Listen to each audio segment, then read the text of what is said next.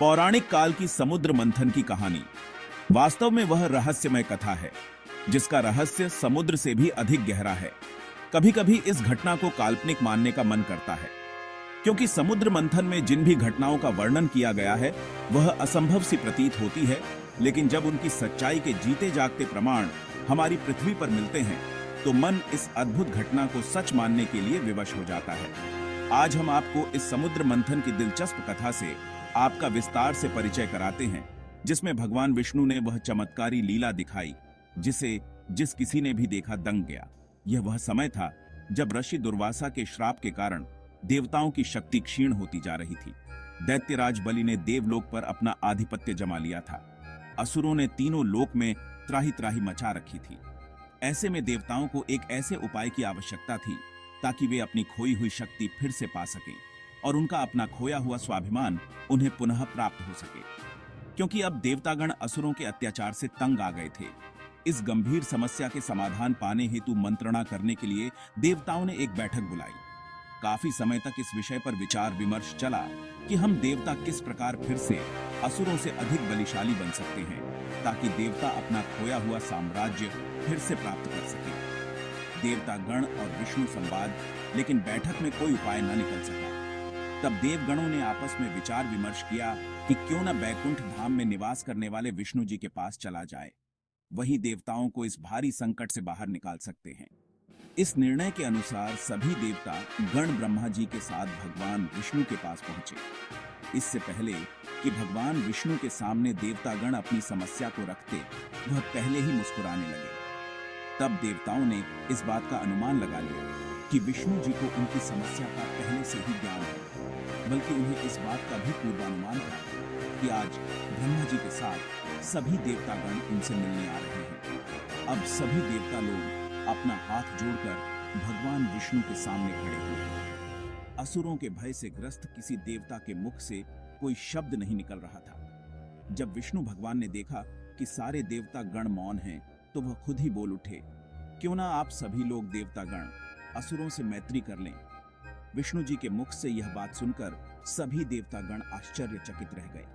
वह सभी एक दूसरे का मुंह देखने लगे। उन्हें समझ नहीं आ रहा था कि विष्णु जी देवताओं के सामने दैत्यों से इस प्रकार मैत्री करने का परामर्श क्यों दे रहे हैं। समुद्र मंथन की पौराणिक कहानी समुद्र मंथन का सुझाव और भगवान विष्णु देवराज इंद्र एकाएक बोल उठे, हे नारायण, आप यह क्या कह रहे हैं? हमें राक्षसों से मैत्री करने की सलाह दे रहे हैं। तब भगवान विष्णु ने बड़े ही रहस्य भाव से कहा कि आप देवताओं को यह नहीं मालूम कि इसी मित्रता में आपकी सारी चिंता से मुक्ति का उपाय छिपा है। भगवान विष्णु की बात सुनकर सभी देवता चौंक उठे। उन्हें भगवान विष्णु की गोलमोल बात समझ में नहीं आ रही थी। दुर्वासा ऋषि का श्राप। तब विष्णु जी ने बताया कि देवताओं को पुनः शक्ति पाने का जो रास्ता है वह बहुत कठिन है, जिस लक्ष्य को पाने के लिए काफी शक्ति की आवश्यकता है। विष्णु जी ने आगे बताया कि आप देवता लोगों की शक्ति इस समय दुर्वासा ऋषि के श्राप के कारण क्षीण हो चुकी है। इसलिए अपनी शक्ति को पुनः पाने के लिए आप लोगों को असुरों की सहायता लेनी होगी, तभी यह कार्य सिद्ध होगा। विष्णु जी का यह तर्क सुनकर देवतागण फिर आश्चर्य से एक दूसरे का मुंह देखने लगे। देवतागण ये सोच रहे थे कि हमारे प्रबल शत्रु असुर हमारी सहायता क्यों करने लगे, फिर विशेष रूप से उस कार्य के लिए जिस कार्य से हमें शक्ति प्राप्त होने वाली है। विष्णु जी ने देवताओं की जिज्ञासा को शांत करने के लिए कहा कि मेरी बात ध्यान से सुनिए, तब अपनी बात मुझसे कहिए। आप देवताओं की क्षीण शक्ति को पुनः बल प्रदान करने के लिए मैं अपनी संपूर्ण योजना आप सबके सम्मुख रख रहा हूँ। विष्णु जी ने आगे बताया कि आप देवताओं को इस भारी संकट से उबरने के लिए समुद्र मंथन करना होगा। समुद्र मंथन से निकलने वाले अमृत को पीकर सभी देवतागण अमृतत्व को प्राप्त कर लेंगे। तब देवताओं ने यह प्रश्न उठाया कि हमें अमृता प्रदान करने के लिए असुर हमारी सहायता क्यों करेंगे।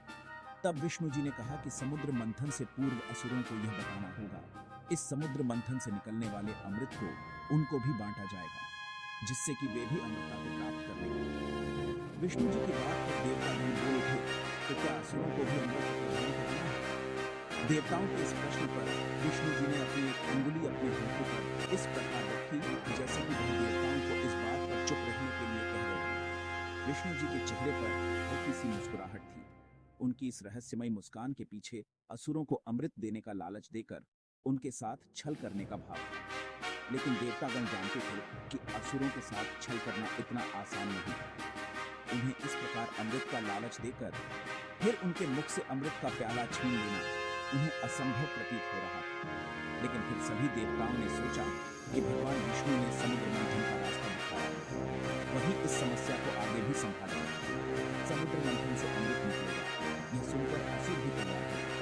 भगवान विष्णु की योजना के अनुसार उस समय तीनों लोकों में राज्य करने वाले असुरों के राजा बलि को समुद्र मंथन की सारी योजना से अवगत कराया गया।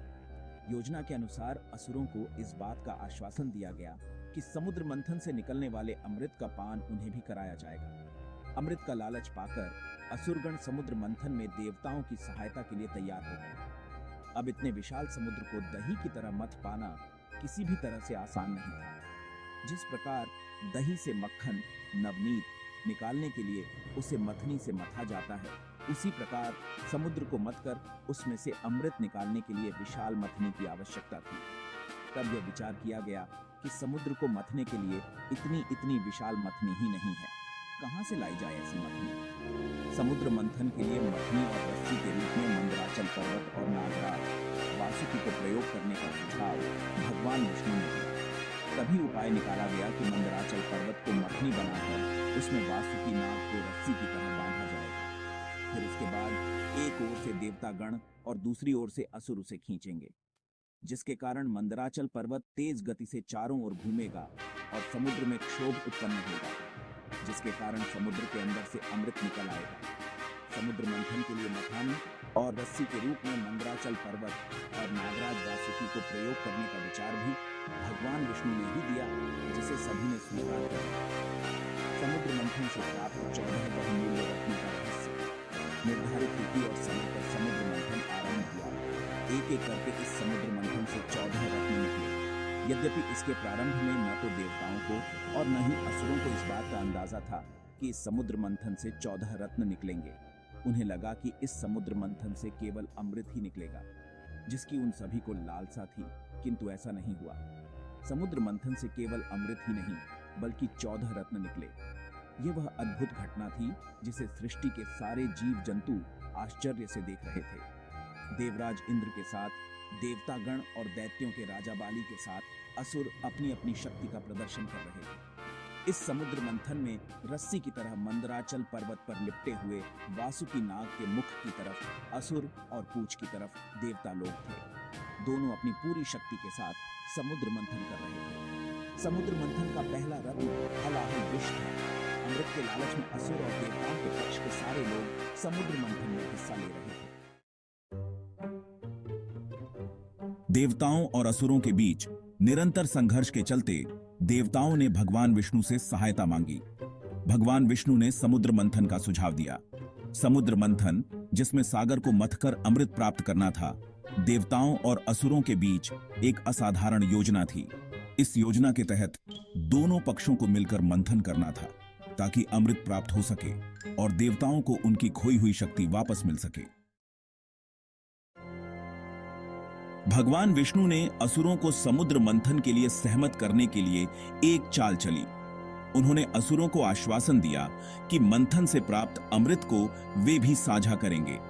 असुर इस प्रस्ताव से अत्यंत प्रसन्न हो गए और उन्होंने मंथन में भाग लेने का निर्णय लिया। लेकिन भगवान विष्णु का असली उद्देश्य देवताओं को अमृत दिलाना था ताकि वे अमर हो सकें और असुरों पर विजय प्राप्त कर सकें। समुद्र मंथन के लिए मंदराचल पर्वत को मथानी के रूप में प्रयोग किया गया। नागराज वासुकी को रस्सी के रूप में इस्तेमाल किया गया, जिससे पर्वत को मथा जा सके। देवता और असुर दोनों पक्षों ने मिलकर मंदराचल पर्वत को समुद्र में स्थापित किया और नागराज वासुकी को लपेटकर मंथन प्रारंभ किया। मंथन के दौरान पर्वत डूबने लगा। तब भगवान विष्णु ने कच्छप अवतार लेकर पर्वत को अपने पीठ पर स्थिर किया। समुद्र मंथन से 14 अद्भुत रत्न प्राप्त हुए। इनमें लक्ष्मी देवी, ऐरावत हाथी, उच्चैः श्रवा घोड़ा, कौस्तुभ मणि, कल्प वृक्ष, कामधेनु गाय और अन्य कई मूल्यवान वस्तुएं शामिल थीं। इन रत्नों में से सबसे महत्वपूर्ण था अमृत, जिसे पीकर देवता अमर हो गए। इस प्रकार समुद्र मंथन ने देवताओं को उनकी खोई हुई शक्ति और अमरता प्रदान की। जिससे वे असुरों पर विजय प्राप्त कर सके।